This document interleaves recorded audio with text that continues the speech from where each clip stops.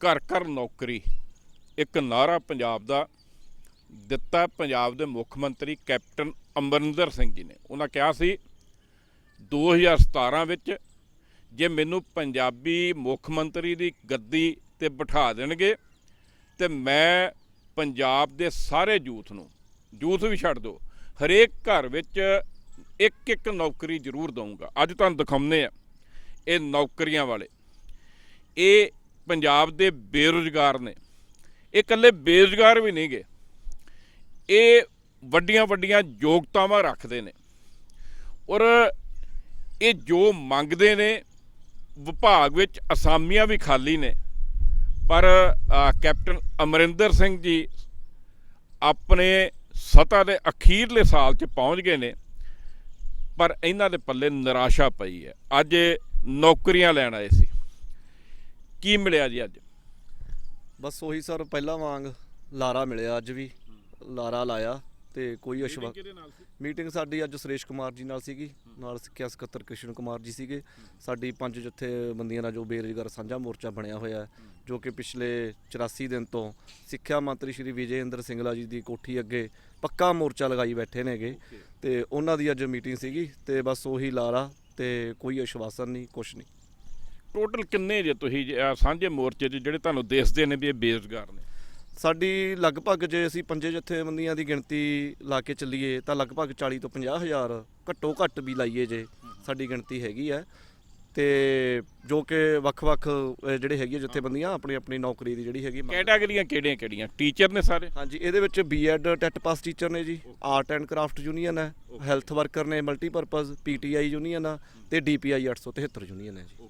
ਤੁਹਾਡੇ ਮੁਤਾਬਕ 40-50 ਹਜ਼ਾਰ ਨੇ, ਪੋਸਟਾਂ ਕਿੰਨੀਆਂ ਖਾਲੀ ਨੇ? ਪੋਸਟਾਂ ਤਾਂ ਤੁਸੀਂ ਲਾ ਲਓ ਵੀ ਜਿੱਡੀ ਸਾਡੀ ਗਿਣਤੀ ਹੈਗੀ ਉਸ ਤੋਂ ਕਿਤੇ ਜ਼ਿਆਦਾ ਹੀ ਖਾਲੀ ਨੇਗੇ। ਵੀ ਵਧੀਆ ਤਰੀਕੇ ਨਾਲ ਜਿਵੇਂ ਕੈਪਟਨ ਸਾਹਿਬ ਨੇ ਆਪਣਾ ਕਿਹਾ ਸੀਗਾ ਵੀ ਉਹ ਵਾਅਦੇ ਨੂੰ ਉਹ ਪੂਰਾ ਕਰ ਸਕਦੇ ਨੇ ਜੇਕਰ ਉਹ ਚਾਹਣ, ਪਰ ਲੱਗਦਾ ਵੀ ਸਰਕਾਰ ਦੀ ਮਨਸ਼ਾ ਨਹੀਂ ਹੈਗੀ। ਮਨਸ਼ਾ ਨਹੀਂ ਗੀ, ਪੋਸਟਾਂ ਖਾਲੀ ਹੈ, ਫਿਰ ਘਰ ਘਰ ਨੌਕਰੀ ਕਿਉਂ ਨਹੀਂ ਦੇ ਰਹੇ?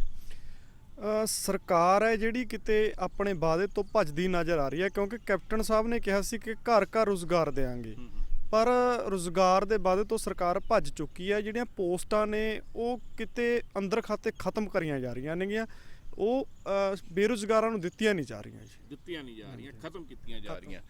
ਜੇ ਪੋਸਟਾਂ ਹੀ ਖਤਮ ਹੋ ਗਈਆਂ ਤਾਂ ਫਿਰ ਨੌਕਰੀ ਕਿਵੇਂ ਮਿਲੂਗੀ? ਦੇਖੋ ਸਰ, ਕੀ ਆ ਨਾ, ਇਹ ਹਰੇਕ ਡਿਪਾਰਟਮੈਂਟ ਦੇ ਵਿੱਚ ਪੋਸਟਾਂ ਖਤਮ ਕਰ ਰਹੇ ਨੇਗੇ। ਬੇਰੁਜ਼ਗਾਰਾਂ ਨੂੰ ਰੁਜ਼ਗਾਰ ਦੇਣ ਦੀ ਥਾਂ ਇਹਨਾਂ ਨੇ ਬੇਰੁਜ਼ਗਾਰੀ ਭੱਤਾ ਦੇਣ ਦੀ ਗੱਲ ਕੀਤੀ ਸੀ। ਇੱਕ ਵੀ ਬੇਰੁਜ਼ਗਾਰ ਨੂੰ ਬੇਰੁਜ਼ਗਾਰੀ ਭੱਤਾ ਨਹੀਂ ਮਿਲਿਆ, ਤੇ ਹੁਣ ਵੀ ਕੈਪਟਨ ਸਰਕਾਰ ਹੱਥ ਖੜੇ ਕਰ ਚੁੱਕੀ ਹੈ ਕਿ ਸਾਡੇ ਕੋਲ ਇੱਕ ਵੀ ਪੈਸਾ ਨਹੀਂ ਹੈਗਾ ਬੇਰੁਜ਼ਗਾਰਾਂ ਨੂੰ ਮੰਨ ਲਓ ਬੇਰੁਜ਼ਗਾਰੀ ਭੱਤਾ। ਤੁਹਾਡੇ ਕੀ ਕੁਆਲੀਫਿਕੇਸ਼ਨ ਤੁਹਾਡੀ? ਸਰ ਮੈਂ AA BEd ਤੇ ਆਰਟ ਐਂਡ ਕਰਾਫਟ ਕੋਰਸ ਕੀਤਾ ਹੈ। ਦੁਬਾਰਾ ਦੱਸਿਓ।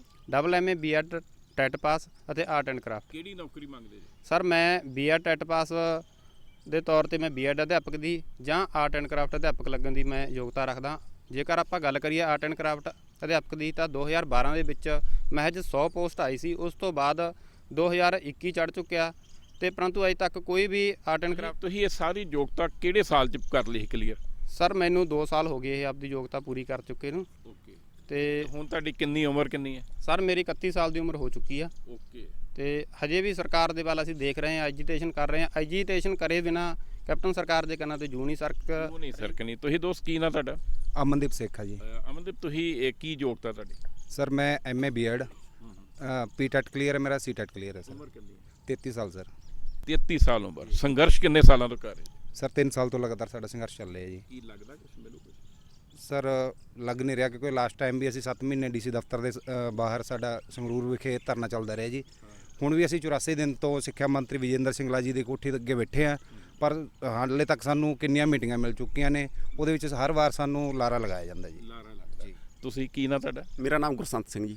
ਗੁਰਸੰਤ, ਕਿੰਨੀ ਉਮਰ ਤੇਰੀ? ਮੇਰੀ ਉਮਰ ਤਾਂ ਲਗਭਗ ਨੌਕਰੀ ਤੋਂ ਤਾਂ ਇਹਨਾਂ ਦੇ ਲਾਰੇ ਸੁਣਦੇ ਨੂੰ ਟੱਪ ਚੁੱਕੀ ਹੈ ਜੀ। ਕਿੰਨੀ ਉਮਰ ਹੋ ਗਈ? ਮੇਰੀ 38 ਸਾਲ ਹੋ ਗਈ। ਤੇ ਤੁਹਾਡੀ ਕੁਆਲੀਫਿਕੇਸ਼ਨ ਕੀ ਹੈ? ਮਲਟੀਪਰਪਜ਼ ਹੈਲਥ ਵਰਕਰ ਮੇਲ ਜੀ। ਓਕੇ, ਕਦੋਂ ਤੁਸੀਂ ਯੋਗਤਾ ਪੂਰੀ ਕੀਤੀ ਸੀ? ਮੈਂ ਯੋਗਤਾ ਇਹ ਲਗਭਗ 2004-05 ਦੇ ਵਿੱਚ ਪੂਰੀ ਕਰ ਚੁੱਕਿਆ ਜੀ। ਫਿਰ ਕਿਉਂ ਨਹੀਂ ਨੌਕਰੀ ਮਿਲ ਰਹੀ? ਨੌਕਰੀ ਦੇਣ ਦਾ ਸਰਕਾਰ ਦਾ ਕੋਈ ਇਰਾਦਾ ਹੀ ਨਹੀਂ ਜੀ। ਇਹ ਤਾਂ ਸਿਰਫ ਇੱਕ ਆਪਣੀ ਸਰਕਾਰਾਂ ਬਣਾਉਣ ਦੇ ਚੱਕਰ ਦੇ ਵਿੱਚ ਰਹਿੰਦੇ ਹੈਗੇ, ਬੇਰੁਜ਼ਗਾਰਾਂ ਦੇ ਨਾਮ ਤੇ ਵੋਟਾਂ ਇਕੱਠੀਆਂ ਕਰਦੇ। ਦੇਖੋ, ਘਰ ਘਰ ਨੌਕਰੀ ਦਾ ਨਾਰਾ ਸੀ, ਤੁਸੀਂ ਕਿਸੇ ਮੰਤਰੀ ਸੰਤਰੀ ਨੂੰ ਪਰਸਨਲੀ ਮਿਲੇ ਕਿਸੇ ਨੂੰ? ਹੁਣ ਸਾਨੂੰ 84 ਦਿਨ ਤਾਂ ਸਿੱਖਿਆ ਮੰਤਰੀ ਦੀ ਕੋਠੀ ਅੱਗੇ ਹੋ ਗਏ ਜੀ। ਉਹ ਤੋਂ ਪਹਿਲਾਂ ਬੜੇ ਬੋਰੀਆਂ ਦੀਆਂ ਬੋਰੀਆਂ ਮੰਗ ਪੱਤਰ ਇਹਨਾਂ ਨੂੰ ਦੇ ਚੁੱਕੇ ਆ, ਪਰ ਇਹ ਕੋਈ ਵੀ ਗਵਰਨਮੈਂਟ ਸਾਡੀ ਗੱਲ ਨਹੀਂ ਸੁਣ ਰਹੀ। ਬੋਰੀਆਂ ਦੀਆਂ ਬੋਰੀਆਂ ਮੈਮੋਰੈਂਡਮ, 38 ਸਾਲ ਦੀ ਉਮਰ, ਫਿਰ ਆਸ ਕੀ ਹੈ? ਕੋਈ ਆਸ ਹੈਗੀ? ਆਸ ਤਾਂ ਸਾਨੂੰ ਹੁਣ ਇਹਨਾਂ ਗਵਰਨਮੈਂਟ ਤੋਂ ਕੋਈ ਬਚੀ ਨਹੀਂ ਜੀ। ਹੁਣ ਤਾਂ ਅਸੀਂ ਬਸ ਆਪਦਾ ਜਦੋਂ ਉਮਰ ਹੀ ਲੰਘ ਗਈ, ਸਰਟੀਫਿਕੇਟਾਂ ਨੂੰ, ਡਿਗਰੀਆਂ ਨੂੰ ਅੱਗ ਲਾਉਣ ਦੇ ਕਾਬਲ ਆ ਵੀ ਉਹਨਾਂ ਨੂੰ ਆਪਦੇ ਇੱਕ ਖੂੰਜੇ ਰੱਖਦੀ। ਤੁਸੀਂ ਵਿਆਹ ਕਰਾ ਲਿਆ? ਮੈਰਿਜ ਹੋ ਗਈ ਜੀ, 2 ਬੱਚੇ ਆ। ਹਾਂਜੀ। ਕਿਵੇਂ ਫਿਰ ਪਾਲਦੇ ਜੇ ਪਰਿਵਾਰ? ਪਾਲਦੇ ਬਸ ਆਪਣਾ ਆਹੀ ਖੇਤੀਬਾੜੀ ਮਾੜੀ ਮੋਟੀ ਜੋ ਵੀ ਹੈਗੀ ਉਹ ਤੇ ਵੀ ਹੁਣ ਸੰਕਟ ਆਇਆ ਹੋਇਆ ਹੈਗਾ। ਬਸ ਹੁਣ ਤਾਂ ਬਹੁਤ ਬੁਰਾ ਹਾਲ ਹੈ ਜੀ। 38 ਸਾਲ ਦਾ ਇਹਨੂੰ ਨੌਜਵਾਨ ਕੀ ਕਹੀਏ, ਕਹਿੰਦਾ ਡਿਗਰੀਆਂ ਵੀ ਬਹੁਤ ਨੇ, ਸਰਟੀਫਿਕੇਟ ਵੀ ਬਹੁਤ ਨੇ, ਮੈਮੋਰੈਂਡਮ ਵੀ ਬਹੁਤ ਦਿੱਤੇ, ਬੋਰੀਆਂ ਭਰ ਗਈਆਂ, ਪਰ ਨੌਕਰੀ ਨਹੀਂ ਮਿਲੀ। ਤੁਹਾਡਾ ਕੀ ਨਾਂ ਜੀ? ਮੇਰਾ ਨਾਮ ਹਰਬੰਸ ਸਿੰਘ ਬਰਨਾਲਾ ਜੀ। ਹਰਬੰਸ ਜੀ, ਤੁਸੀਂ ਕੀ ਕੁਆਲੀਫਿਕੇਸ਼ਨ ਤੁਹਾਡੀ? ਮੇਰੀ ਸਰ ਬੀਪੀਐਡ, ਡੀਪੀਐਡ, ਐਮਪੀਐਡ, ਐਮਫਿਲ ਕੀਤੀ ਹੋਈ ਹੈ ਜੀ। ਤੇ ਤੁਸੀਂ ਸਪੋਰਟਸ ਪਰਸਨ ਜੇ? ਮੈਂ ਸਪੋਰਟਸ ਪਰਸਨ ਹਾਂ ਸਰ। ਕੀ ਜੇ ਤੁਸੀਂ? ਮੇਰੀ ਸਰ 40 ਸਾਲ ਏਜ ਹੋ ਚੁੱਕੀ ਹੈਗੀ ਹੈ ਜੀ। 40 ਸਾਲ। ਤੁਸੀਂ ਖਿਡਾਰੀ ਕਿਹੜੀ ਗੇਮ ਦੇ? ਮੈਂ ਸਰ ਨੈਸ਼ਨਲ ਸਟਾਈਲ ਕਬੱਡੀ ਦਾ ਖਿਡਾਰੀ ਹਾਂ।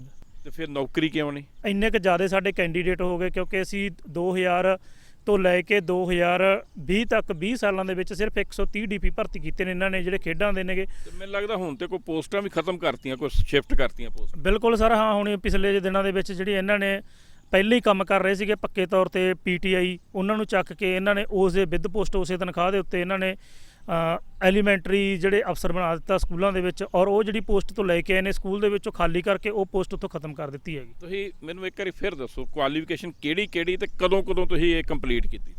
ਮੈਂ ਸਰ 2006 ਦੇ ਵਿੱਚ ਸਾਰੀ ਕੰਪਲੀਟ ਕਰ ਲਈ ਸੀਗੀ। ਮੈਂ ਸਰ ਬੀਪੀਐਡ, ਡੀਪੀਐਡ, ਐਮਪੀਐਡ, ਐਮਫਿਲ ਇਹ ਮੈਂ ਫਿਜ਼ੀਕਲ ਕਾਲਜ ਪਟਿਆਲਾ ਤੋਂ ਕੀਤੀ ਹੈਗੀ। ਜਦੋਂ ਅਸੀਂ ਸਰ ਉੱਥੇ ਟੈਸਟ ਦਿੱਤਾ ਸੀਗਾ ਤਾਂ ਸਾਡੀਆਂ 1300 ਐਪਲੀਕੇਸ਼ਨ ਆਈਆਂ ਸੀ, ਉਹਨਾਂ ਦੇ ਵਿੱਚ ਅਸੀਂ ਪਹਿਲੇ 60 ਦੇ ਵਿੱਚ ਅਸੀਂ ਚੁਣੇ ਗਏ ਸੀਗੇ, ਪਰ ਸਾਨੂੰ ਨੌਕਰੀ ਨਹੀਂ ਮਿਲੀ। ਬਾਹਰਲੀਆਂ ਯੂਨੀਵਰਸਿਟੀਆਂ ਵਾਲੇ, ਬਾਹਰਲੇ ਰਾਜਾਂ ਵਾਲੇ ਸਾਡੀ ਇਸ ਭਰਤੀ ਦੇ ਵਿੱਚ ਇਨਵੋਲਵ ਹੋ ਗਏ।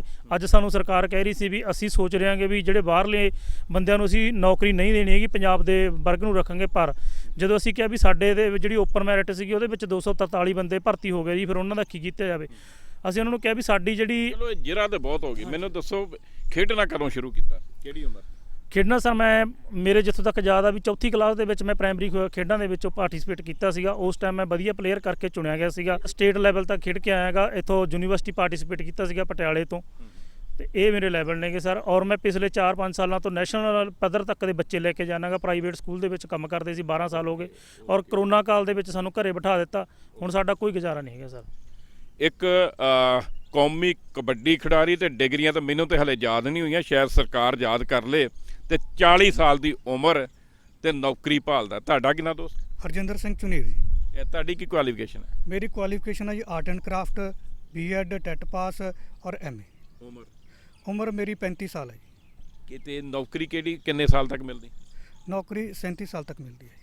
2 ਸਾਲ ਹਾਲੇ ਆਸ ਹੈਗੀ ਤੁਹਾਨੂੰ? ਹਾਂਜੀ, 2 ਸਾਲ ਆਸ ਹੈਗੀ ਹੈ, ਪਰੰਤੂ ਸਾਡੇ ਬਹੁਤ ਸਾਰੇ ਸਾਥੀ ਜਿਹੜੇ ਨੇ ਉਹ ਨੌਕਰੀ ਉਡੀਕਦੇ ਓਵਰੇਜ ਹੋ ਗਏ। ਅਸੀਂ ਉਹਨਾਂ ਦੀ ਲੜਾਈ ਵੀ ਲੜ ਰਹੇ। ਤੁਸੀਂ ਜਥੇਬੰਦੀ ਦੇ ਲੀਡਰ ਜੇ, ਓਵਰਆਲ ਤੁਸੀਂ ਗੱਲਾਂ ਸੁਣੀਆਂ ਹੈ, ਤਰਸ ਜਿਹਾ ਆਉਂਦਾ, ਮਨ ਭਰਦਾ, ਕੀ ਲੱਗਦਾ ਤੁਹਾਨੂੰ? ਆਸ ਹੈਗੀ ਕੋਈ? ਮੈਂ ਆਪਣੇ ਬਾਰੇ ਦੱਸਣਾ ਚਾਹੁੰਦਾ ਕਿ ਮੈਂ ਡੀਪੀਐਡ, ਐਮਪੀਐਡ, ਐਮਫਿਲ ਤੱਕ ਦੀ ਡਿਗਰੀ ਕੀਤੀ ਹੋਈ ਆ ਤੇ ਆਲ ਇੰਡੀਆ 골ਡ ਮੈਡਲਿਸਟ ਕਬੱਡੀ ਨੈਸ਼ਨਲ ਟਾਈਲ ਦੇ ਵਿੱਚ ਮੈਂ ਪਲੇਅਰ ਹਾਂ। ਹਾਂ, ਤੇ ਸਰ ਮੈਂ ਕਿਸੇ ਪ੍ਰਾਈਵੇਟ ਸਕੂਲ ਦੇ ਵਿੱਚ ਕੰਮ ਕਰਦਾ ਸੀ। ਲਗਭਗ 15 ਸਾਲ ਸਕੂਲ ਦੇ ਵਿੱਚ ਸਰਵਿਸ ਕੀਤੀ ਆ, ਪਰ ਕਰੋਨਾ ਕਾਲ ਦੇ ਵਿੱਚ ਸਾਨੂੰ ਘਰੇ ਬਿਠਾ ਦਿੱਤਾ ਗਿਆ ਤੇ ਨਾ ਕੋਈ ਸਾਨੂੰ ਸਕੂਲ ਵੱਲੋਂ ਬੁਲਾਇਆ ਗਿਆ ਤੇ ਨਾ ਸਾਨੂੰ ਕੋਈ ਤਨਖਾਹ ਦਿੱਤੀ ਗਈ ਆ। ਤੇ ਇਸ ਸਮੇਂ ਦੌਰਾਨ ਮੇਰੇ 2 ਬੱਚੇ ਨੇ। ਜਿਹੜੀ ਮੇਰੀ ਗੁੜੀਆ ਉਹ +2 ਕਲਾਸ ਦੇ ਵਿੱਚ ਪੜ੍ਹਦੀ ਆ ਤੇ ਬੇਟਾ ਮੇਰਾ 10th ਕਲਾਸ ਦੇ ਵਿੱਚ ਪੜ੍ਹਦਾ।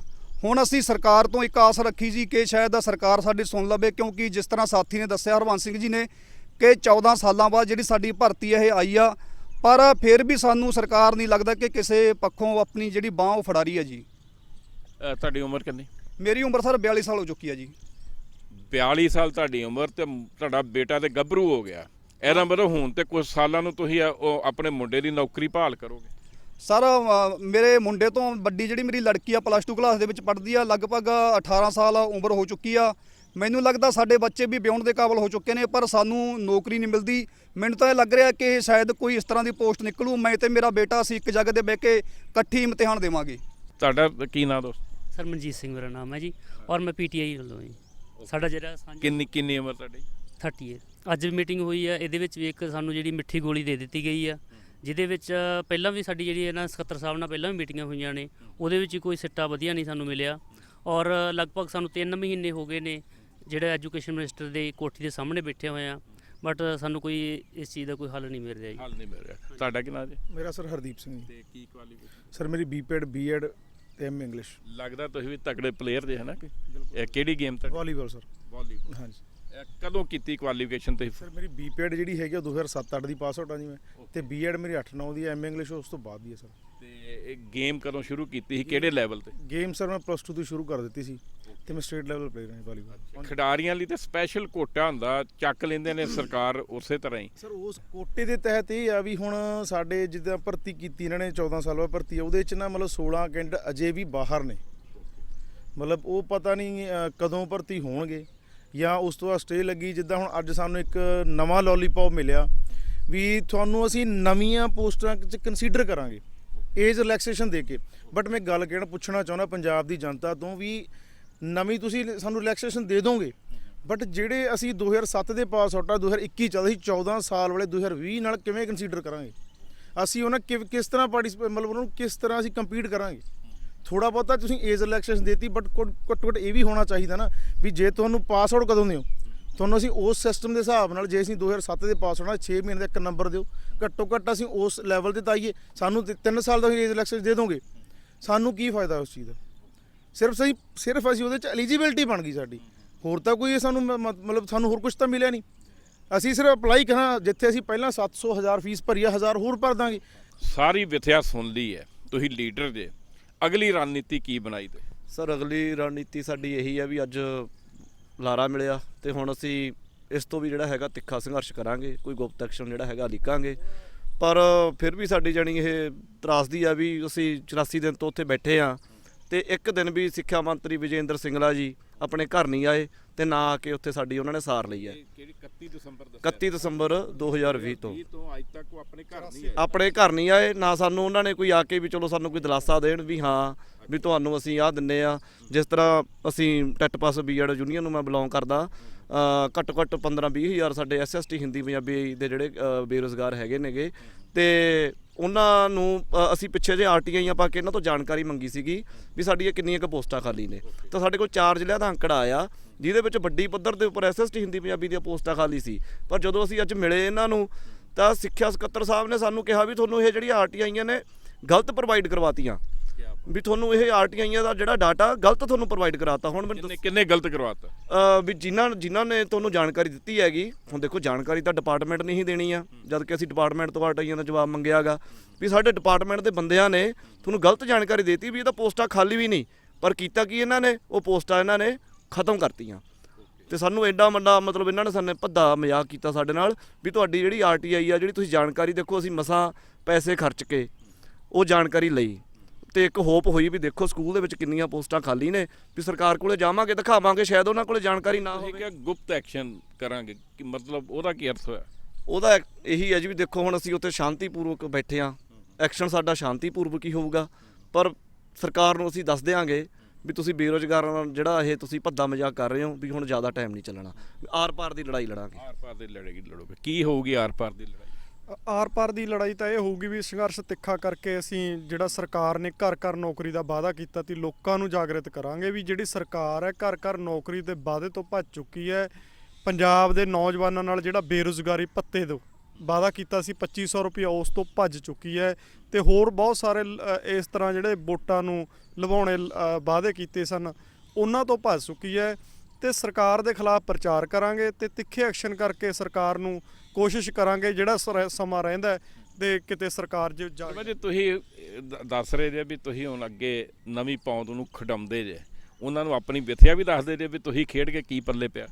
ਹਾਂਜੀ ਸਰ, ਮੈਂ ਉਹਨਾਂ ਨੂੰ ਵੀ ਦੱਸ ਦਿਆਂਗਾ ਵੀ ਦੇਖੋ ਵੀ ਅਸੀਂ ਇੰਨੇ ਟਾਈਮ ਦੇ ਸੰਘਰਸ਼ ਕਰ ਰਹੇ ਹਾਂਗੇ, ਅਸੀਂ ਉਹਨਾਂ ਨੂੰ ਕਹਿ ਰਹੇ ਹਾਂ ਵੀ ਤੁਸੀਂ ਫਿਜ਼ੀਕਲ ਵਾਲੇ ਪਾਸੇ ਨਾ ਜਾਓ, ਫਿਜ਼ੀਕਲ ਆਪਦਾ ਸਾਡੇ ਤੋਂ ਲਓ, ਫੌਜ ਦੇ ਵਿੱਚ ਚਲੇ ਜਾਓ, ਪੁਲਿਸ ਡਿਪਾਰਟਮੈਂਟ ਦੇ ਵਿੱਚ ਕੋਈ ਜੌਬ ਆਉਂਦੀ ਆ, ਪਰ ਜਿਹੜਾ ਸਾਡੇ ਵਾਲਾ ਕੇਡਰ ਇੱਧਰਲੇ ਪਾਸੇ ਨੂੰ ਨਾ ਆਓ, ਟੀਚਰ ਨਾ ਬਣੋ। ਨਹੀਂ, ਟੀਚਰ ਨਾ ਬਣੋ। ਔਰ ਸਾਨੂੰ ਦੇਖ ਕੇ ਮਾਂ ਆਪਦੇ ਪੁੱਤਰਾਂ ਨੂੰ ਕਹਿੰਦੀਆਂ ਨੇ ਵੀ ਤੁਸੀਂ ਗਰਾਊਂਡ ਜਾਣਾ ਬੰਦ ਕਰ ਦਿਓ, ਕਿਉਂਕਿ ਉਹਨਾਂ ਦਾ ਮੁੰਡਾ ਇੰਨਾ ਖੇਡ ਚੁੱਕਿਆ ਹੈਗਾ, ਇੰਨਾ ਪੜ੍ਹ ਚੁੱਕਿਆ ਹੈਗਾ, ਹਰ ਇੱਕ ਡਿਗਰੀ ਕਰ ਲਈ, ਉਹਨੂੰ ਨੌਕਰੀ ਨਹੀਂ ਮਿਲੀ ਹੈਗੀ, ਤੁਹਾਨੂੰ ਕੋਈ ਕਿਸੇ ਨੇ ਨੌਕਰੀ ਨਹੀਂ ਦੇਣੀ ਹੈਗੀ।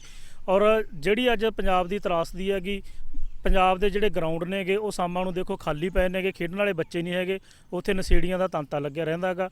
ਇਹਦਾ ਕਾਰਨ ਵੀ ਸਿੱਧਮ ਸਿੱਧਾ ਇਹ ਸਰਕਾਰਾਂ ਨੇਗੀਆਂ, ਕਿਉਂਕਿ ਜਿਹੜੇ ਬਣਦੀਆਂ ਅਸਾਮੀਆਂ ਨੇਗੀਆਂ ਉਹਨਾਂ ਨੂੰ ਪੁਨਰਗਠਨ ਦੇ ਉਹਦੇ ਕਰ ਰਹੇ ਨੇ, ਖਤਮ ਕਰ ਰਹੇ ਨੇਗੇ। ਸਾਡੀਆਂ ਜਿਹੜੀਆਂ ਬਣਦੀਆਂ ਅਸਾਮੀਆਂ ਨੇਗੀਆਂ ਸਰੀਰਕ ਟੀਚਰਾਂ ਦੀਆਂ ਉਹ ਸਕੂਲਾਂ ਦੇ ਵਿੱਚ ਦੇ ਨਹੀਂ ਰਹੇ ਹੈਗੇ, ਉਹਨਾਂ ਨੂੰ ਕੰਮ ਚਲਾਊ ਕੀਤਾ ਜਾ ਰਿਹਾ ਹੈਗਾ।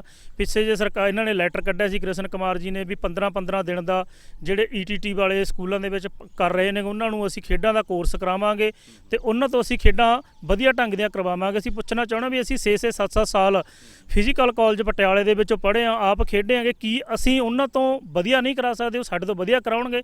15 ਦਿਨਾਂ ਦੀ ਟ੍ਰੇਨਿੰਗ ਦੇਣ ਦੇ ਨਾਲ ਕੀ ਹਰ ਇੱਕ ਚੀਜ਼ ਉਹਨਾਂ ਨੂੰ ਪਤਾ ਲੱਗ ਜੂਗਾ? ਇਹ ਇਸ ਤਰ੍ਹਾਂ ਦੇ ਮਤਲਬ ਕਿ ਗੰਦਾ ਸਿਸਟਮ ਆ ਜਿਹੜਾ ਲੈ ਕੇ ਆ ਰਹੇ ਨੇ ਸਕੂਲਾਂ ਦੇ ਵਿੱਚੋਂ, ਲੋਕਾਂ ਦੀ ਜਿਹੜੀ ਸਿਹਤ ਦੇ ਨਾਲ ਖਿਲਵਾੜ ਕਰ ਰਹੇ ਨੇ। ਆਮ ਕਹਿੰਦੇ ਇਹ ਵੀ ਪੰਜਾਬ ਜਿਹੜਾ ਖੇਡਾਂ 'ਚ ਬਹੁਤ ਅੱਗੇ ਆ। ਇੱਕ ਵੇਲੇ ਕਹਿੰਦੇ ਇਹ ਓਲੰਪਿਕ 'ਚ 11 ਖਿਡਾਰੀਆਂ 'ਚੋਂ 10 ਦੇ ਸਿਰ ਉੱਪਰ ਜੂੜੇ ਸੀ, ਚਿੱਟੇ ਰੁਮਾਲ ਸੀ, ਔਰ ਪਤਾ ਲੱਗਦਾ ਸੀ ਪੰਜਾਬ ਖੇਡਦਾ। ਤੁਹਾਡਾ ਮਤਲਬ ਵੀ ਜੋ ਤੁਹਾਡੇ ਨਾਲ ਵਾਪਰਿਆ ਹੁਣ ਪੰਜਾਬ ਦੀਆਂ ਗਰਾਊਂਡਾਂ ਸੁੰਨੀਆਂ ਹੋ ਗਈਆਂ? ਬਿਲਕੁਲ ਸੁੰਨੀਆਂ ਪਈਆਂ ਨੇ ਸਰ, ਸਿਰਫ ਕੰਧਾਂ ਤੇ ਰੰਗ ਕਰਵਾ ਰਹੇ ਨੇ ਜਿਨ੍ਹਾਂ ਨੂੰ ਸਮਾਰਟ ਸਕੂਲ ਕਹਿ ਰਹੇ ਨੇਗੇ, ਕੰਧਾਂ ਦੇ ਉੱਤੇ ਫੋਟੋਆਂ ਕਰਵਾ ਰਹੇ ਨੇਗੇ। ਇਹਨਾਂ ਦੇ ਜਿਹੜੇ ਕ੍ਰਿਸ਼ਨ ਕੁਮਾਰ ਜੀ ਦਾ ਆਰਡਰ ਜਾਂਦਾ ਗਾ ਜਦੋਂ ਉਹਨੂੰ ਦਵਾ ਦਵ ਲੱਗ ਜਾਂਦੇ ਨੇਗੇ। ਵਾਲੀਬਾਲ ਦਾ ਗਰਾਊਂਡ ਹੈਗਾ ਜਿਹੜਾ ਉਹ ਪੱਕੀਆਂ ਟਾਈਲਾਂ ਤੇ ਬਣਾਇਆ ਹੋਇਆ ਦੇਖਿਆ ਸੀ ਨੇ ਸਕੂਲ ਦੇ ਵਿੱਚ, ਜਦ ਕਿ ਜੇਕਰ ਉਸ ਬੱਚੇ ਨੂੰ ਖੇਡੂਗਾ ਜਦੋਂ ਉਹਨੂੰ ਇੰਜਰੀ ਹੋਊਗੀ ਉਹਦੀ ਕੌਣ ਜ਼ਿੰਮੇਵਾਰ ਹੈਗਾ? ਇਹ ਇੱਦਾਂ ਦੀਆਂ ਮਤਲਬ ਕਿ ਪਾਲਿਸੀਆਂ ਲੈ ਕੇ ਆ ਰਹੇ ਨੇਗੇ ਜਿਹੜੇ ਸਕੂਲਾਂ ਦੇ ਵਿੱਚ ਖੇਡਾਂ ਦਾ ਹਾਲ ਬਹੁਤ ਜ਼ਿਆਦਾ ਬੁਰਾ ਗਾ, ਸਿੱਖਿਆ ਦਾ ਹਾਲ ਬਹੁਤ ਜ਼ਿਆਦਾ ਬੁਰਾ ਗਾ। ਆਰਟ ਐਂਡ ਕਰਾਫਟ ਦੀਆਂ ਬਿਲਕੁਲ ਅਸਾਮੀਆਂ ਨਹੀਂ ਹੈਗੀਆਂ। ਜਿਹੜੀਆਂ ਸਰਕਾਰਾਂ ਨੇਗੀਆਂ ਇਹ ਸਾਡੇ ਨਾਲ ਬਹੁਤ ਜ਼ਿਆਦਾ ਧੱਕਾ ਕਰ ਰਹੀਆਂ ਨੇ, ਖਾਸ ਕਰਕੇ ਸਾਡੇ ਧੱਕਾ ਕਰ ਰਹੀਆਂ ਨੇ। ਹੁਣ ਸਾਰੀਆਂ ਗੱਲਾਂ ਸੁਣ ਲਈਆਂ ਆਪਣੀਆਂ, ਕੋਈ ਆਸ ਵੱਝਦੀ ਆ ਕੋਈ? ਸਰ ਦੇਖੋ, ਆਪਾਂ ਜੇਕਰ ਸੋਚਿਆ ਜਾਵੇ ਕਿ ਸਰਕਾਰ ਨੇ ਸਾਨੂੰ ਨੌਕਰੀ ਦੇਣੀ ਸੀ, ਜੇ ਤਾਂ ਸਾਨੂੰ ਨੌਕਰੀ ਦੇਣੀ ਹੁੰਦੀ ਤਾਂ ਪਿਛਲੇ ਜਿਵੇਂ ਘਰ ਘਰ ਨੌਕਰੀ ਦਾ ਵਾਅਦਾ ਕੀਤਾ ਸੀ ਤਾਂ ਸਾਨੂੰ 4 ਸਾਲਾਂ ਤੋਂ ਇਹਨਾਂ ਨੇ ਨੌਕਰੀ ਦੇ ਦਿੱਤੀ ਹੁੰਦੀ। ਪਰੰਤੂ ਹੁਣ ਆਪਾਂ ਵੋਟਾਂ ਕਹਿ ਸਕਦੇ ਹਾਂਗੇ, ਸਾਨੂੰ ਮੰਨ ਲਓ ਲੁਭਾਉਣ ਦੇ ਲਈ ਜਾਂ ਜਨਤਾ ਨੂੰ ਲੁਭਾਉਣ ਦੇ ਲਈ, ਜਿਵੇਂ ਹੁਣ ਆਪਣਾ ਬੱਸ ਕਿਰਾਇਆ ਫ੍ਰੀ ਕਰ ਰਹੇ ਨੇ, ਉਸ ਤਰੀਕੇ ਹੁਣ ਸਾਨੂੰ ਨੌਕਰੀ ਦਾ ਲਾਰਾ ਜ਼ਰੂਰ ਲਾ ਰਹੇ ਨੇਗੇ। ਉਹ ਜਦੋਂ ਅਸੀਂ ਲੱਗਾਂਗੇ ਤਾਂ ਦੇਖਾਂਗੇ, ਪਰੰਤੂ ਫਿਲਹਾਲ ਸਾਨੂੰ ਹਜੇ ਤੱਕ ਲਾ ਰਹੇ ਨੇ।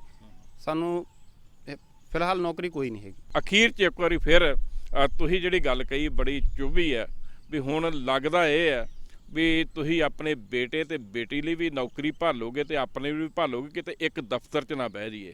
ਇਹ ਜਦੋਂ ਸਾਰਾ ਕੁਝ ਤੁਸੀਂ ਆਪਣੇ ਬੱਚਿਆਂ ਨੂੰ ਦੇਖਦੇ ਜੇ, ਆਪਣੀਆਂ ਡਿਗਰੀਆਂ ਦੇਖਦੇ ਜੇ, ਆਪਣੇ ਖੇਡ ਦੀਆਂ ਮੱਲਾਂ ਦੇਖਦੇ ਜੇ, ਕੀ ਮਹਿਸੂਸ ਕਰਦੇ ਜੇ? ਮਹਿਸੂਸ ਤਾਂ ਸਰ ਇਹ ਕਰਦੇ ਆ ਵੀ ਜਿਸ ਪੰਜਾਬ ਵਾਸਤੇ ਅਸੀਂ ਗੇਮ ਸਟਾਰਟ ਕੀਤੀ ਆ, ਮੈਡਲ ਲਏ ਨੇ, ਪਰ ਇੱਕ ਪਾਸੇ ਅਸੀਂ ਪੰਜਾਬ ਦੀ ਸੇਵਾ ਕੀਤੀ ਆ, ਦੂਜੇ ਪਾਸੇ ਜਿਹੜੇ ਸਾਡੀਆਂ ਗੰਦੀਆਂ ਸਰਕਾਰਾਂ ਨੇ ਇਹਨਾਂ ਨੇ ਸਾਡੇ ਵਰਗੇ ਪਲੇਅਰਾਂ ਦਾ ਬਿਲਕੁਲ ਮੁੱਲ ਨਹੀਂ ਪਾਇਆ ਹੈਗਾ। ਜਦੋਂ ਅਸੀਂ ਇਸ ਤਰ੍ਹਾਂ ਧੱਕੇ ਖਾ ਕੇ ਸ਼ਾਮ ਨੂੰ ਘਰੇ ਜਾਂਦੇ ਆ ਤਾਂ ਸਾਡੇ ਬੱਚਿਆਂ ਦੇ ਉੱਪਰ ਬਹੁਤ ਅਸਰ ਹੁੰਦਾ। ਅੱਜ ਵੀ ਅਸੀਂ ਬੱਚਿਆਂ ਨੂੰ ਕਹਿੰਦੇ ਆ, ਕਿਉਂਕਿ ਮੈਂ 2 ਬੱਚਿਆਂ ਦਾ ਪਿਤਾ, ਮੈਂ ਆਪਣੇ ਬੱਚਿਆਂ ਨੂੰ ਕਹਿੰਦਾ ਵੀ ਤੁਸੀਂ ਸਪੋਰਟਸ ਕਰੋ। ਉਹ ਬੱਚੇ ਮੈਨੂੰ ਕਹਿੰਦੇ ਨੇ ਵੀ ਡੈਡੀ ਜਦੋਂ ਤੁਹਾਨੂੰ ਇੰਨਾ ਖੇਡ ਕੇ ਕੁਝ ਨਹੀਂ ਮਿਲਿਆ, ਅਸੀਂ ਨਹੀਂ ਖੇਡਣਾ ਤੇ ਨਾ ਅਸੀਂ ਪੰਜਾਬ 'ਚ ਰਹਿਣਾ, ਅਸੀਂ ਆਈਲੈਟਸ ਕਰਕੇ ਫੋਰਨ ਚਲੇ ਜਾਣਾ। ਇਸ ਕਰਕੇ ਸਾਡੇ ਬੱਚਿਆਂ ਦੀ ਅੱਜ ਮਾਨਸਿਕਤਾ ਬਣ ਗਈ ਜੀ। ਮਾਨਸਿਕਤਾ ਤੁਹਾਡਾ ਮਤਲਬ ਇਹ ਜਿਹੜੇ ਧੱਕੇ ਧੌੜੇ ਪੈ ਰਹੇ ਆ, ਪੰਜਾਬ ਤਾਂ ਹੀ ਨੌਜਵਾਨੀ ਤੋਂ ਸੱਖਣਾ ਹੋ ਰਿਹਾ? ਇਸੇ ਕਰਕੇ ਸਰ, ਕਿਉਂਕਿ ਪੰਜਾਬ ਦੇ ਨੌਜਵਾਨ ਗਲੀਆਂ ਮੁਹੱਲਿਆਂ ਦੇ ਵਿੱਚ ਆਪਾਂ ਦੇਖ ਰਹੇ ਹਾਂ ਕਿ ਕਿਸ ਤਰ੍ਹਾਂ ਘੁੰਮੇ ਨੇ, ਬੇਰੁਜ਼ਗਾਰ ਫਿਰਦੇ ਨੇ ਤੇ ਨਸ਼ੇ ਦੀ ਗਲਗਤ ਦੇ ਵਿੱਚ ਪੈ ਚੁੱਕੇ ਨੇ। ਇਸ ਕਰਕੇ ਮੈਨੂੰ ਨਹੀਂ ਲੱਗਦਾ ਕਿ ਆਉਣ ਵਾਲੇ ਸਮੇਂ ਦੇ ਵਿੱਚ ਜਿਹੜਾ ਸਾਡਾ ਪੰਜਾਬ ਦਾ ਨੌਜਵਾਨ ਆ ਉਹਨਾਂ ਵਾਸਤੇ ਜਿਹੜਾ ਪੰਜਾਬ ਆ ਇਹ ਸੇਫ ਆ। ਦੋਸਤ ਤੁਹਾਨੂੰ ਪੰਜਾਬ 'ਚ ਖਿਡਾਰੀ ਜਿਹੜੇ ਨੇ ਉਹਨਾਂ ਦਾ ਕੀ ਭਵਿੱਖ ਲੱਗਦਾ? ਦੇਖੋ ਸਰ, ਪੰਜਾਬ ਦੇ ਵਿੱਚ ਫਿਊਚਰ ਪਲੇਅਰਸ ਲਈ ਨਥਿੰਗ, ਬਿਕੋਜ਼ ਅਸੀਂ ਬੈਠੇ ਹਾਂ, ਅਸੀਂ ਖੁਦ ਪਲੇਅਰਸ ਹਾਂ। ਦੇਖੋ ਜਿੰਨੇ ਸਾਡੇ 4 ਮਤਲਬ 5 ਦੇ ਵਿੱਚ ਅਸੀਂ ਬੈਠੇ ਹਾਂ, ਸਾਨੂੰ ਸਾਡਾ ਫਿਊਚਰ ਸਿਕਿਉਰ ਨਹੀਂ ਲੱਗਦਾ। ਜਿਹੜੇ ਅੱਗੇ ਨਵੇਂ ਮੁੰਡੇ ਆ ਰਹੇ ਉਹਨਾਂ ਲਈ ਤਾਂ ਕੁਝ ਵੀ ਹੈ ਨਹੀਂ ਬਿਲਕੁਲ, ਕਿਉਂਕਿ ਦੇਖੋ ਜਿਵੇਂ ਹੁਣ ਜਿਸ ਤਰ੍ਹਾਂ ਤਰੀਕੇ ਨਾਲ ਬੱਚੇ ਆਇਲਸ ਵੱਲ ਰੁਝਾਨ ਆ ਜਿੰਨਾ ਬੱਚਿਆਂ ਦਾ, ਉਹ ਤਾਂ ਜਿਹੜੇ ਜੇ ਕੋਈ ਅੱਛਾ ਪਲੇਅਰ ਵੀ ਆ ਤਾਂ ਉਹ ਬਾਹਰ ਜਾ ਗੇਮ ਕਰੂਗਾ, ਇੱਥੇ ਕਿਉਂ ਕਰੂਗਾ? ਇੱਥੇ ਮਿਲਦਾ ਹੀ ਕੁਛ ਹੈ ਨਹੀਂ, ਡਾਈਟ ਉਹ ਨਹੀਂ ਮਿਲਦੀ, ਅੱਛੇ ਕੋਚ ਉਹ ਨਹੀਂ ਮਿਲ ਰਹੇ ਕਿਉਂਕਿ ਕੋਚ ਵੀ ਭਰਤੀ ਨਹੀਂ ਹੋਏ, ਡੀਪੀ ਟੀਚਰ ਨਹੀਂ ਭਰਤੀ ਹੋਏ, ਤਾਂ ਫਿਰ ਫਿਊਚਰ ਕਿੱਥੋਂ ਸਿਕਿਉਰ ਹੋਊਗਾ? ਜਦੋਂ ਸਕੂਲਾਂ ਵਿੱਚ ਟ੍ਰੇਨਡ ਕੋਚ ਹੀ ਨਹੀਂ ਹੋਣਗੇ, ਜਿਹੜੇ ਕੱਚ ਘਰ ਟੀਚਰ ਆ ਉਹਨਾਂ ਨੂੰ ਕਹਿ ਦਿੱਤਾ ਜਾਊਗਾ ਵੀ ਤੁਸੀਂ ਖਿਡਾਓਗੇ, ਤੇ ਫਿਰ ਫਿਊਚਰ ਲੱਗਦਾ ਕੁਛ? ਬਿਲਕੁਲ ਸਰ, ਮੈਂ ਇੱਕ ਗੱਲ ਤੁਹਾਨੂੰ ਕਹਿਣੀ ਚਾਹੁੰਦਾ। ਮੈਂ ਅੱਜ ਤੋਂ 2007 ਦਾ ਪਾਸ ਆਊਟ ਆ। ਮੈਂ 2008 ਦਾ ਮਤਲਬ ਬੀਐਡ ਕਰਨ ਤੋਂ ਬਾਅਦ ਮੈਂ as a physical education teacher ਮਤਲਬ ਪੜ੍ਹਾ ਰਿਹਾ।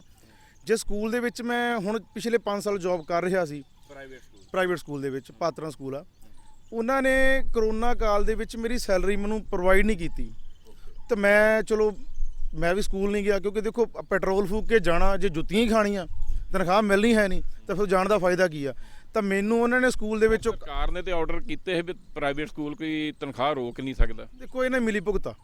ਜੇ ਐਕਚੁਅਲੀ ਕੀ ਆ, ਮੇਲਾਂ ਮੈਂ ਬਹੁਤ ਕੀਤੀਆਂ, ਜੇ ਉਹਨਾਂ ਮੇਲਾਂ ਦਾ ਕੋਈ ਰਿਪਲਾਈ ਨਹੀਂ ਆਇਆ। ਦੇਖੋ ਜੇ ਸਰਕਾਰ ਚੋਂ ਦੇਖੋ ਇਹ ਚੀਜ਼ ਤਾਂ ਕਲੀਅਰ ਕੱਟ ਫਾਈਨਲ ਹੋ ਚੁੱਕੀ ਆ ਵੀ ਪ੍ਰਾਈਵੇਟ ਸਕੂਲਾਂ ਵਾਲੇ ਕਿਸੇ ਵੀ ਟੀਚਰ ਨੂੰ ਸੈਲਰੀ ਨਹੀਂ ਦੇ ਰਹੇ, ਤੇ ਉੱਥੋਂ ਕੀ ਨਿਕਲਿਆ, ਮੈਨੂੰ ਕੱਢ ਕੇ ਉਹਨਾਂ ਨੇ ਇੱਕ ਬਿਲਕੁਲ ਫਰੈਸ਼ਰ ਟੀਚਰ ਰੱਖਿਆ, ਜਿਸ ਟੀਚਰ ਨੂੰ ਹਜੇ ਵਿਚਾਰਾ ਉਹ ਪਾਸ ਆਊਟ ਹੋਇਆ ਹੈਗਾ। ਕਿੱਥੇ ਮੈਂ 13 ਸਾਲ 14 ਐਕਸਪੀਰੀਅੰਸ ਮੈਨੂੰ ਕੱਢਿਆ ਗਿਆ ਸਕੂਲ ਚੋਂ, ਇੱਕ ਬਿਲਕੁਲ ਫਰੈਸ਼ਰ ਮੇਰੇ ਤੋਂ ਘੱਟ ਤਨਖਾਹ ਤੇ ਨਿਗੂਣੀ ਤਨਖਾਹ ਤੇ ਉਹਨਾਂ ਨੇ ਰੱਖਿਆ। ਤੇ ਹੁਣ ਤੁਸੀਂ ਇਹ ਲਾ ਲਓ ਵੀ ਫਿਊਚਰ ਕਿੱਥੇ ਰਹਿ ਗਿਆ। ਇੱਕ ਬੰਦਾ 14 ਸਾਲ ਦਾ ਐਕਸਪੀਰੀਅੰਸ ਲੈ ਕੇ ਬੱਚਿਆਂ ਨੂੰ ਗੇਮ ਕਰਾ ਰਿਹਾ, ਇੱਕ ਬੱਚਾ ਬਿਲਕੁਲ ਫਰੈਸ਼ਰ ਤੁਹਾਨੂੰ 5000 ਤੇ ਮਿਲ ਗਿਆ, ਇੱਕ 15000 ਵਾਲਾ ਤੁਸੀਂ ਕੱਢਦਾ, ਇੱਕ 5000 ਤੇ ਮਿਲ ਗਿਆ। ਦੈਟ ਮੀਨ ਤੂੰ ਕੀ ਪਾਲਿਸੀ ਕੀ ਹੋਗੀ ਵੀ ਇੱਕ ਬੰਦੇ ਦੀ ਜਗ੍ਹਾ ਤੇ ਅਸੀਂ 3 ਟੀਚਰ ਰੱਖ ਸਕਦੇ ਹਾਂ। ਸੋ ਤੁਸੀਂ ਪੰਜਾਬ ਦੇ ਬੇਰੁਜ਼ਗਾਰਾਂ ਦਾ ਬਿਰਤਾਂਤ ਸੁਣਿਆ। ਬਿਰਤਾਂਤ ਵਿੱਚੋਂ ਕਈ ਦੁੱਖ ਔਰ ਕਈ ਚੀਸਾਂ ਨਿਕਲੀਆਂ ਨੇ, ਜਿਹਦੇ ਵਿੱਚ ਸਭ ਤੋਂ ਵੱਡੀ ਗੱਲ ਇਹ ਹੈ ਵੀ ਨੌਕਰੀਆਂ ਦੇਣੀਆਂ ਤੇ ਦੂਰ ਦੀ ਗੱਲ ਰਹਿ ਗਈ। ਉਹ ਨੌਜਵਾਨ ਜਿਹੜੇ ਆਪਣੇ ਜੁੱਸਿਆਂ ਨਾਲ ਪੰਜਾਬ ਦਾ ਨਾਂ ਰੋਸ਼ਨ ਕਰਦੇ ਰਹੇ, ਕਬੱਡੀਆਂ ਪਾਉਂਦੇ ਰਹੇ, ਵਾਲੀਬਾਲ ਖੇਡਦੇ ਰਹੇ, ਅੱਜ ਉਹਨਾਂ ਦਾ ਕਹਿਣਾ ਵੀ ਸਾਨੂੰ ਤੇ ਨੌਕਰੀ ਮਿਲੀ ਨਹੀਂ, ਅੱਗੇ ਸਾਡੇ ਬੱਚੇ ਵੀ ਜਵਾਨ ਹੋ ਗਏ ਆ, ਉਹਨਾਂ ਦੀਆਂ ਨੌਕਰੀਆਂ ਦਾ ਸਾਨੂੰ ਫਿਕਰ ਲੱਗ ਗਿਆ। ਜਿੱਥੇ ਇੱਕ ਜਨਰੇਸ਼ਨ ਤੋਂ ਬਾਅਦ ਦੂਸਰੀ ਜਨਰੇਸ਼ਨ ਜਿਹੜੀ ਬੇਰੁਜ਼ਗਾਰ ਰਹੂਗੀ, ਤੇ ਇਹਨਾਂ ਬੇਰੁਜ਼ਗਾਰਾਂ ਦਾ ਕਹਿਣਾ ਵੀ ਫਿਰ ਉਹ ਆਈਲੈਟਸ ਕਰਕੇ ਕੈਨੇਡਾ ਅਮਰੀਕਾ ਹੀ ਜਾਣਗੇ, ਆਪਣੀ ਧਰਤੀ 'ਚ ਰਹਿਣ ਦਾ ਸ਼ਾਇਦ ਉਹਨਾਂ ਦਾ ਮੋਹ ਜਿਹੜਾ ਆ ਨਹੀਂ ਰਹੂਗਾ।